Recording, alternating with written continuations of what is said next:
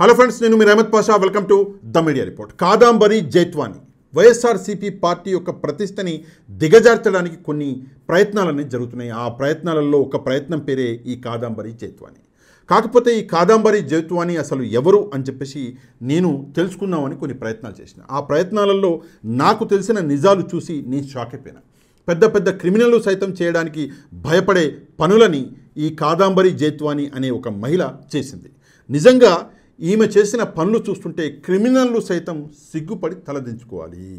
అసలు ఎవరి కాదంబరి జైత్వాని, ఈమె చేసిన పనులేంటి తెలుసుకోవడానికి ముందు ఒక చిన్న రిక్వెస్ట్ ఏంటంటే, మీరు తప్పకుండా ఈ వీడియో కింద ఉన్నటువంటి లైక్ బటన్ని ప్రెస్ చేయాలి. ఎందుకు అంటే ఈ వీడియో అన్నది వైరల్ అవ్వాలి, ఈ వీడియోలో నిజాలు ప్రజలందరికీ తెలవాలి. కాబట్టి తప్పకుండా లైక్ బటన్ని ప్రెస్ చేయండి. అదే కాకుండా మీకు తెలిసిన వాళ్ళందరికీ ఈ వీడియో యొక్క లింక్ని వాట్సాప్ ద్వారా పంపించండి. ఇప్పుడు ఎవరి కాదంబరి జైత్వాని అంటే, కాదంబరి జైత్వాని వచ్చేసి ముంబైకి చెందినటువంటి ఒక నటి. ఈమె పెద్ద హీరోయిన్ అంటే కాదు, నాకు కూడా అసలు ఈమె పేరే తెలియదు. మొన్ననే ఈ పేరు అనేది తెలిసింది. ఈమె నటితో పాటు ఈమె ఒక డాక్టర్ అంట. డాక్టర్తో పాటు ఈమె ఒక బ్లాక్మెయిలర్ కూడా. అదే కాకుండా ఈమె ఒక ఫోర్జరీ ఎక్స్పర్ట్ కూడా. ఎందుకు నేను ఈ మాట అంటున్నా అంటే, ఈమె ఎవరిని టార్గెట్ చేస్తుంది, బ్లాక్మెయిల్ ఎవరిని చేస్తుంది అంటే మిడిల్ ఏజ్ బిజినెస్ మ్యాన్లని. ఎవరైతే 40-45 సంవత్సరాల బిజినెస్ మ్యాన్లు ఉంటారో, ఎవరి దగ్గర అయితే పైసలు దండిగా ఉంటాయో వాళ్ళని ఈమె టార్గెట్ చేస్తుంది. టార్గెట్ చేసి ఏం చేస్తుంది అంటే ట్రాప్ చేస్తుంది. ట్రాప్ చేసి ఏం చేస్తుంది అంటే వాళ్ళ దగ్గర నుంచి డబ్బులు వసూలు చేస్తుంది. ఈ పద్ధతిని మనం హనీ ట్రాప్ అంటాం. హనీ ట్రాప్ అని చెప్పేసి మీరు సినిమాలలో వినుంటారు. కాకపోతే ఈ హనీ ట్రాప్కి ఒక తెలుగు పేరు కూడా ఉందంట. ఏంటి అంటే వలపు వల అంట. దీని పేరు నాకు తెలియదు. వలపు వల. ఈ వలపు వల అన్నది వేసి ఈ బిజినెస్ మ్యాన్ని ట్రాప్ చేసి వాళ్ళ దగ్గర నుంచి డబ్బులు వసూలు చేసేది. అది కాకుండా దేశవ్యాప్తంగా ఈ కాదంబరి జైత్వాని బాధితులు ఉన్నారంట. ముఖ్యంగా ఢిల్లీ, ముంబై, పూణే లాంటి పెద్ద పెద్ద సిటీలలో ఈమె చాలామందిని మోసం చేసింది అని చెప్పేసి ఇక్కడ చెప్తున్నారు.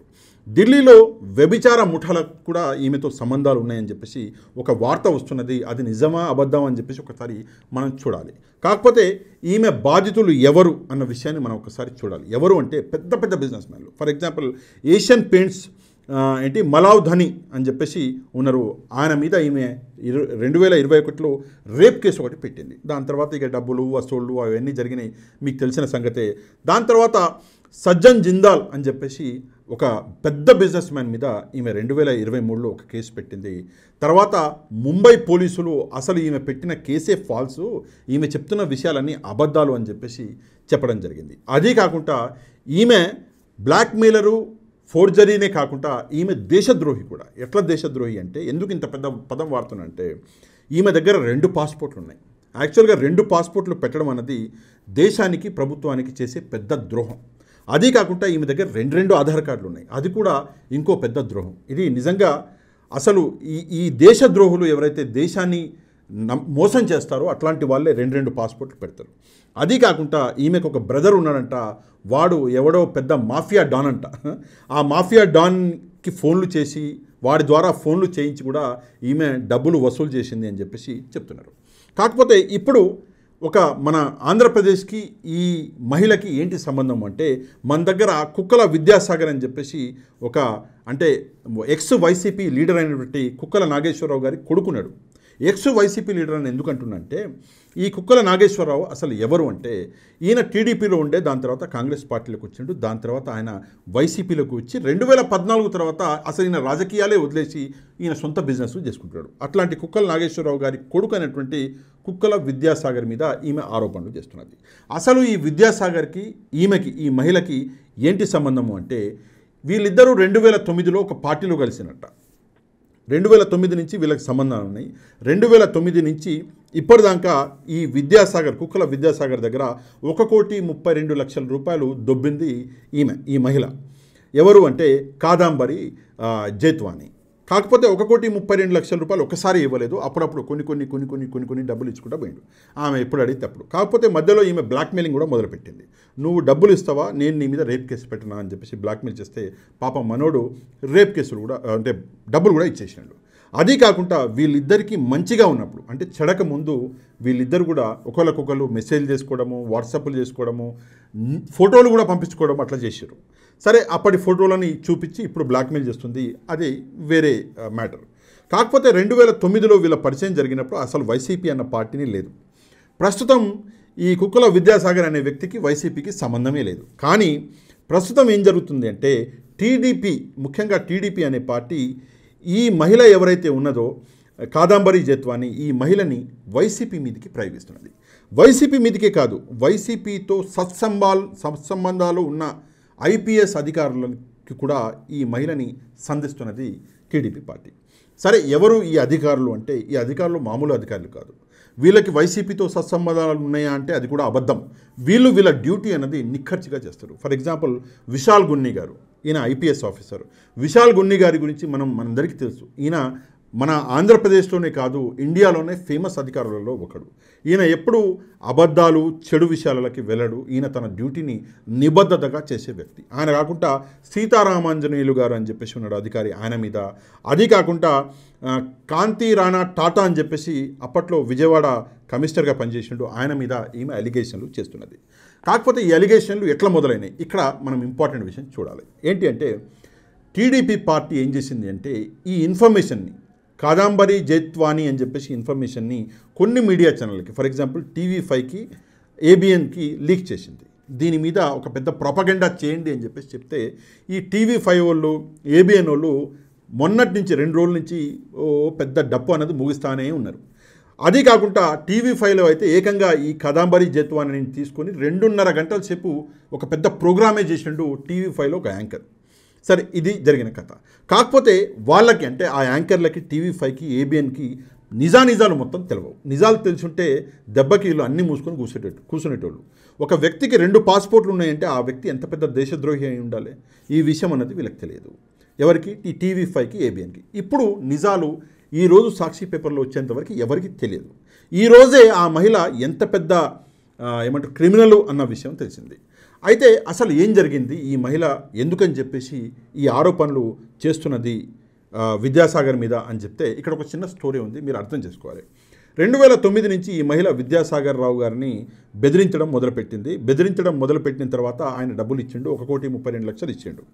దాని తర్వాత మళ్ళీ బెదిరింపులకు పాల్పడితే ఆయన తట్టుకోలేక చివరికి ఈ సంవత్సరం అంటే 2024 ఫిబ్రవరి 2వ తారీఖు విజయవాడ పోలీసులకి ఈ మహిళ గురించి కంప్లైంట్ ఇచ్చాడు. కంప్లైంట్ ఇస్తే విజయవాడ పోలీసులు ఈ మహిళ గురించి ఎంక్వైరీ చేస్తే నిజంగా షాకింగ్ విషయాలు బయటపడ్డాయి. ఇమ్మీడియట్గా ఏం చేశారు అంటే ఆ మహిళని ముంబైకి వెళ్ళి తీసుకురావడము జరిగింది. తీసుకొచ్చిన తర్వాత ఆ మహిళ మొత్తం ఒప్పుకున్నది, తను చేసిన తప్పులు మొత్తం ఒప్పుకున్నది. 2 పాస్పోర్ట్లు ఉన్న విషయం కూడా ఒప్పుకున్నది, 2 ఆధార్ కార్డులు ఉన్న విషయం కూడా ఒప్పుకున్నది. అదే కాకుండా ఒక వింత విషయం ఏంటి అంటే ఈ మహిళ వయసు అసలు చూసుకుంటే 39 ఏళ్ళు, కాకపోతే ఆమె 30 ఏళ్ళే అని చెప్పేసి చెప్పే ప్రయత్నం అనేది చేస్తున్నది. ఎట్లా అంటే పాస్పోర్ట్ మీద ఈమె వయసు వచ్చేసి 1987 ఈమె డేట్ ఆఫ్ ఇయర్, కాకపోతే ఆధార్ కార్డు మీద 1996 అంటే 9 సంవత్సరాలు ఈమె వయసు తగ్గించుకొని అబద్ధం ఆడుతున్నది. ఇది కూడా ఒక ఫోర్జరీ కిందకే వస్తుంది. చట్టబద్ధంగా లాయర్లకి ఈ విషయాలన్నీ తెలుసుంటుంది. కాకపోతే ఇక్కడ మనం ఒక విషయం చెప్పాలి. ఏంటంటే ఈ మహిళను తీసుకొచ్చి కోర్టు ముందర నిలబెడితే కోర్టు ఏం చేసింది, అన్నీ పరిశీలించి ఆధారాలు ఈ మహిళని 45 రోజుల అంటే జైలుకు పంపించింది. దాని తర్వాత 45 రోజుల తర్వాత ఈ మహిళకి బెయిల్ దొరికింది. తర్వాత ఈమె బయటకు వచ్చింది. సరే, అదంతా కోర్టు ఆర్డర్తో జరిగినటువంటి పని. కాకపోతే కోర్టు ఆర్డర్ వల్ల ఈమె జైలుకి వెళ్తే కోర్టు ఆర్డర్కి ఇక్కడ ఉన్నటువంటి ఐపీఎస్ అధికారులకి, వైసీపీ ప్రభుత్వానికి ఏంటి సంబంధం? ఇక్కడ ఈ అధికారులను మనం యాక్చువల్గా మెచ్చుకోవాలి. ఎందుకంటే ఇంత పెద్ద కాన్స్పిరసీ చేస్తున్న ఈ మహిళని, ఇంత పెద్ద చీటర్ని మన స్టేట్ ఆంధ్రప్రదేశ్ పోలీస్ అధికారులు అరెస్ట్ చేస్తే అది మనకు గర్వకారణం, అది పెద్ద విషయం. మనం గర్వంగా చెప్పుకున్నాడు మానేసి మనం ఏం చేస్తున్నాము అంటే మన పోలీస్ అధికారులనే బదనాం చేస్తున్నాం. ఎందుకని చెప్పేసి బదనాం చేస్తున్నాడు అంటే ఈ పోలీస్ అధికారులు వైసీపీకి అనుకూలంగా ఒకవైపు ఉన్నారు అని చెప్పేసి టీడీపీ భావిస్తున్నది. ఉన్నారా అంటే లేరు. విశాల్ గున్ని గారు లాంటి వాళ్ళు, సీతారామాంజనేయులు లాంటి వాళ్ళు, వీళ్ళు ఒక పార్టీ వైపు ఉండేవాళ్ళు కాదు, వీళ్ళు ప్రజల వైపు ఉండే వాళ్ళు. ఇందులో ఎట్లాంటి సందేహం అనేది లేదు. అయితే కోర్టు నుంచి ఆమె బెయిల్ తీసుకుని బయటకు వచ్చింది. బెయిల్ తీసుకుని బయటకు వచ్చి ఫైనల్గా ఆమె ముంబై వెళ్ళిపోయింది. ఇప్పుడు ఏం జరిగింది అంటే ఈ అధికారులని ఈ వైసీపీని ఇరుకుల పెట్టాలి అని చెప్పేసి భావించిన టీడీపీ ఈ TV5కి ABN ఛానల్కి లీకులు ఇచ్చింది ఈ అమ్మాయి గురించి. వీళ్ళు ఏం చేశారు, ఈ అమ్మాయి గురించి పొద్దున్న నుంచి రాత్రి వరకు న్యూస్ వేసి ఈ అమ్మాయిని కాంటాక్ట్ చేసి ఈ అమ్మాయిని పెద్ద ఏమంటారు ఫేమస్ చేసేసారు ఆంధ్రప్రదేశ్లో. అది కాకుండా ఈ అమ్మాయి కేసు గురించి డైరెక్ట్గా హోంశాఖ మంత్రి గారు అనిత గారిని సంప్రదించింది TV5. అనిత గారు చెప్పడం కూడా జరిగింది, ఆ అమ్మాయి నిన్న రాత్రి హైదరాబాద్ వచ్చింది, హైదరాబాద్ నుంచి ఆమెని అంటే ఆంధ్రప్రదేశ్కి తీసుకెళ్ళిరు, ఆంధ్రప్రదేశ్కి తీసుకెళ్ళి ఈరోజు ఆ అమ్మాయి DGP గారిని కలవబోతుందంట.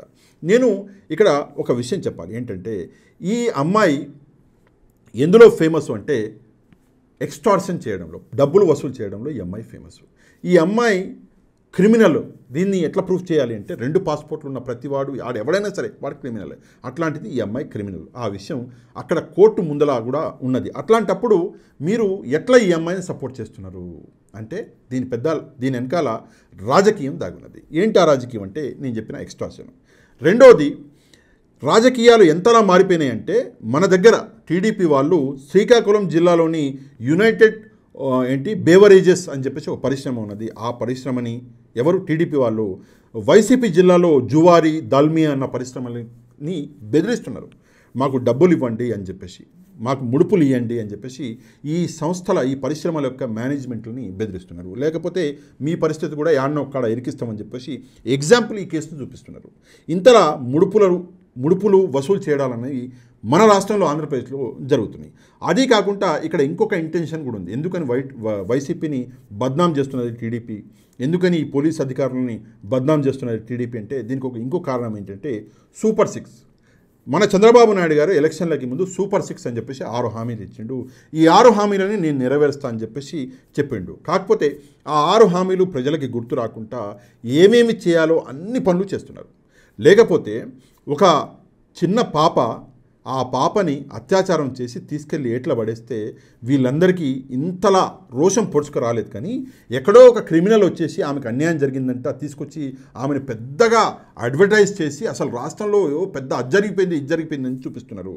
అదీ కాకుండా నిన్న మనం చూస్తాం, ఒక హాస్టల్లో డైరెక్ట్గా కెమెరా పెట్టి 300 మంది అమ్మాయిల వీడియోలు తీసి వాడెవడో అమ్ముకుంటే పట్టించుకునే నాదుడు లేడు. కానీ ఎవరో ముంబై ఆమెను తీసుకొచ్చి ఇక్కడ ఫేమస్ చేస్తున్నారు. అదే కాకుండా ఇక్కడ కొన్ని ఇంపార్టెంట్ పాయింట్లు ఉన్నాయి. ఒకవేళ నిజంగానే ఆ అమ్మాయికి అన్యాయం జరిగింది అనుకుందాం, ఆ అమ్మాయి ఎక్కడ పోలీస్ కేసు పెట్టాలి? ముంబైలో పెట్టాలి. కానీ ఆమెను ఇక్కడ తీసుకొచ్చి ఇంత అడ్వర్టైజ్మెంట్ చేసి ఇంతలా ఇది చేయడం అవసరమా? ఇదంతా చూస్తుంటే క్లియర్గా అర్థమయ్యేది ఏంటంటే వీళ్ళు సూపర్ 6 అంటే ఇచ్చిన హామీలు పూర్తి చేయలేరు.